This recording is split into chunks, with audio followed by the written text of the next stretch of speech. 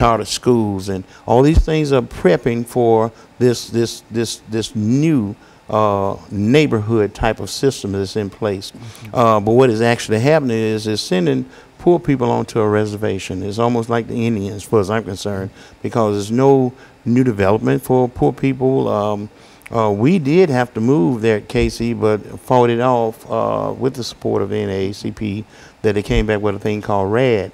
And with that RAD, no one has to move, but we moved from Casey to Casey.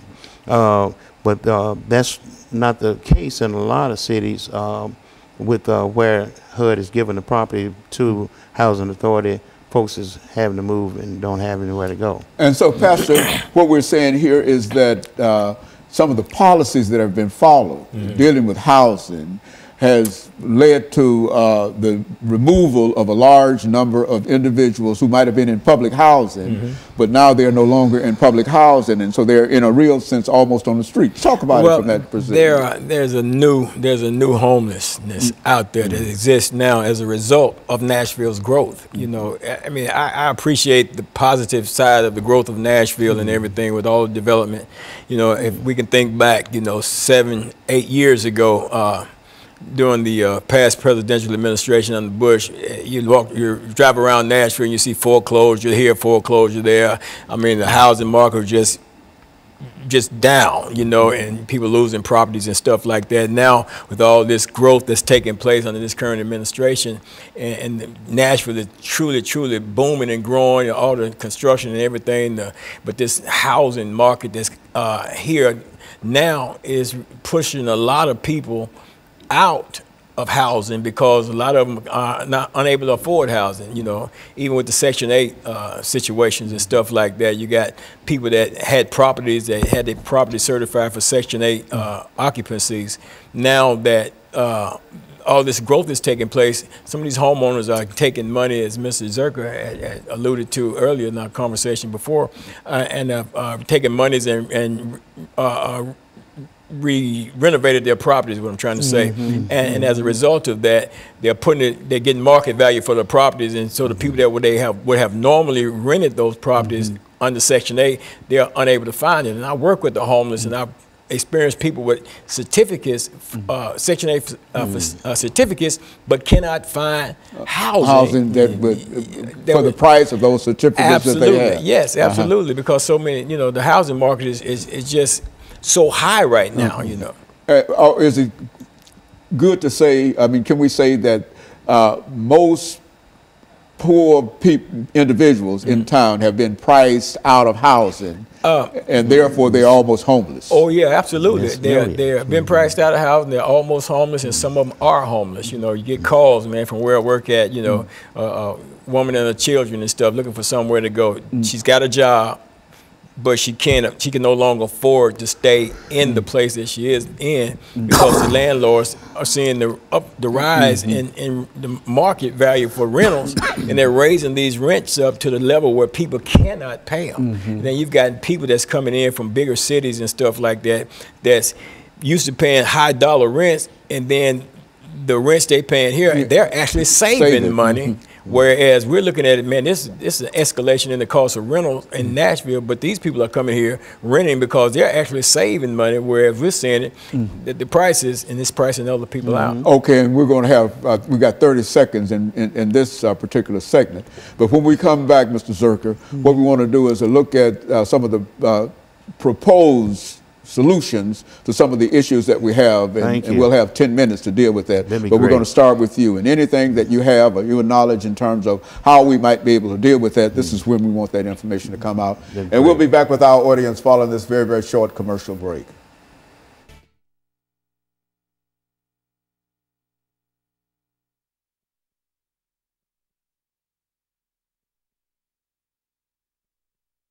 Section 8, which is a set amount of money that the government can pay. Yeah. If they give you $200 or $300 for an apartment, and you ordinarily could have taken care of that, but now that they go back for what about raising the amount of money? Is there a possibility? No, it's even worse than that. Okay, they're not renting to a Section 8. Well, you hold it, hold it, because that's what we want. This is the time that we want that out. We're gonna have 10 minutes, and when we come back, you got 5 minutes to lay out as loudly and as fast as you possibly can. Give you some solution stuff. That's what I'm talking about. Sir. Just speak up. Oh, I got you. I got you. 5 minutes, and then you grab the next 5 minutes, and you speak up, and we're going to try to do this. I want to talk about the significance, because you said something about fighting against moving out, so they're moving from cases to cases. Yes, sir. And that's not been the case. Nowhere. The other places around. This is the only place. Really significant. It is. Okay. Well, anything y'all have to say about that? That was one. You got 10 minutes. That was one through fighting off what they had, the revitalization. Everybody had to move. They were going to tear down the whole thing. And where were we going? Yeah, I know. I see. That's what.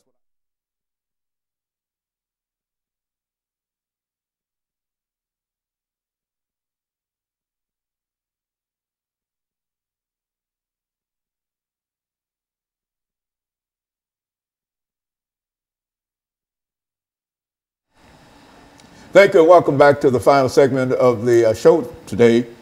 We're talking about the growth of Nashville and how the housing population in Nashville. And Mr. Zirker, let's see if we can talk in terms of some of the solutions, in terms of some of the issues that we've already talked about. How do you see it from your perspective? Good. Well, this is a booming town. This is an it city. The revision of this city with all the major developments is here. They have a 25-year plan. The East Bank in itself, they're talking about 12,000 units. This is a whole lot of major development. There's no, if you look at the builders, the contractors, the construction workers, you don't see certain folk out there that are carpenters, plumbers, roofers, bricklayers, all the things that it take to build a house. You go around this town and you'll see that there's discriminatory faces. When I was coming up, they had high schools where it was, you came to school mandatory, but you could go to shop. You could learn how to be a plumber, learn how to do these other things. One of the solutions is to get back into some of that. They've got a thing where maybe you go to Job Corps through Martha O'Brien. I think that's one solution of it, but it needs to be a bigger thing. OIC you mentioned earlier, I was a product of OIC. I became a welder and a first-class welder overall, but that's a solution. One of the other problems when it comes to new development, and there's no new development for poor folk. If you look around this city, with all these cranes, I'll call it Crane City, with all the cranes that are going up for hotels and for all this new development, but there's no revenue, or should we say crumbs from the master's table that could trickle down in 2% or 3% that would help support new development for poor folk. This real estate here in the city is booming, and so the greed is preventing our new mayor, who was commissioner over the homeless for a spell before she became my mayor.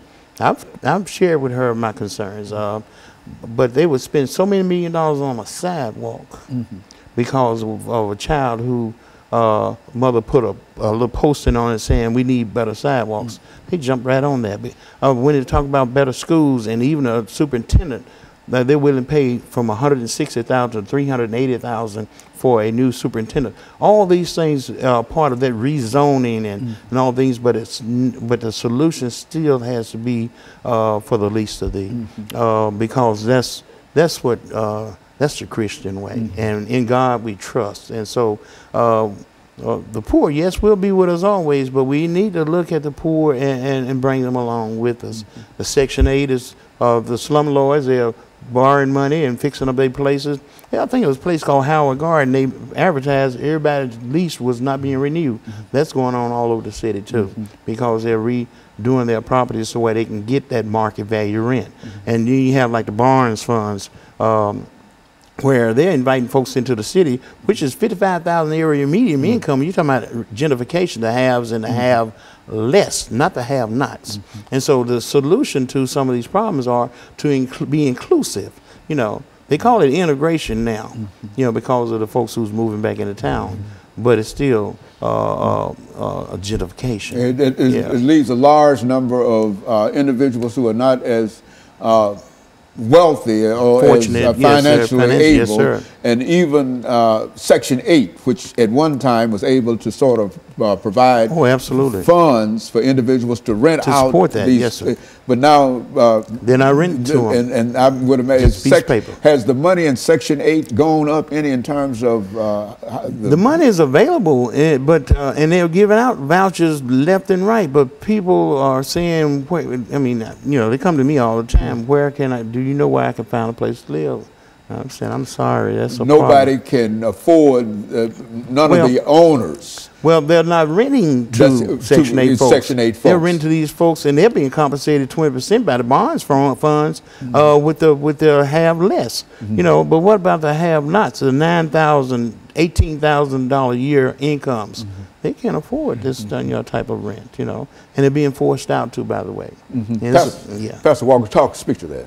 Yeah, you know, when you talk about the poor, and people need to understand, we're not talking about just people just broke, don't have any money, you know, and we talk about affordable housing, you know, housing that people can afford. You know, you got a lot of people that are living right at the poverty line level or just above it or slightly below it, and people that are working jobs, Dr. Haney, and still cannot afford, you know, the high cost of rentals that's going, you know, as consistently and continuously begins to escalate, and people just can't afford it, so they're being pushed out. And then at the same time, you know, wages are not increasing, affordable housing developments are not going up, but every time you look around, there are more and more and more of the high dollar rentals. And what's going to happen when you get to a point where you got all this property out here, all these rental places out here, and you can't rent them because the people here are not making the kinds of monies that's needed to rent these places. And then like I said, you're pushing a lot of people out into the streets, and they're becoming homeless, and they're the working homeless. They got jobs. They're not drug addicted. They're not having some of the typical issues that people have when they're homeless. They're just people that can no longer afford to live where they're living. Even, you know, when you don't even consider Section 8, if you just take Section 8 off the table, you got somebody that's working and been paying their rentals and stuff like that, and not on Section 8 because they had a job that's paying enough money to be able to afford the places where they've been renting in the neighborhoods where they've been accustomed to living in. Now, with the changes in these neighborhoods and the high cost of rents in these neighborhoods, and you got so many people who are buying houses now, as opposed to people buying them and flipping them in terms of selling them, people are buying them, renovating them, and turn them into rental properties because the high cost of rentals around here. So people are able to make money. Of course, you know, you pay for your property that you bought, you know, through the rentals and stuff like that. So it's a win-win situation for everybody except those that's not making the money. Yeah, who depend on being able to live in those houses. Absolutely. And something else he said that was significant, and that was with Casey, moving out of Casey into Casey, because when they tore down John Henry Hale and the other projects in East Nashville and Preston Taylor and stuff like that, people had to move out. And then the criteria to get back in, so many of them couldn't move back in and had been living there for years. So then they create these neighborhoods way out. Antioch, Cane Ridge area, all the way down in there. You go around these streets, no street lights.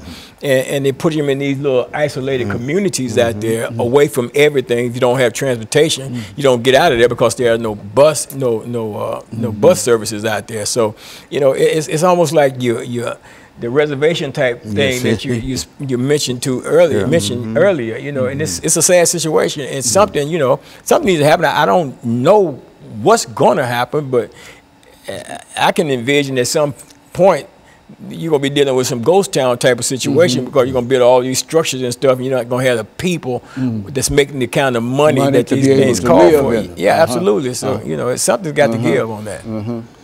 You're overpricing, have the houses so priced that the individuals who need housing can't afford to buy them or to rent them or whatever.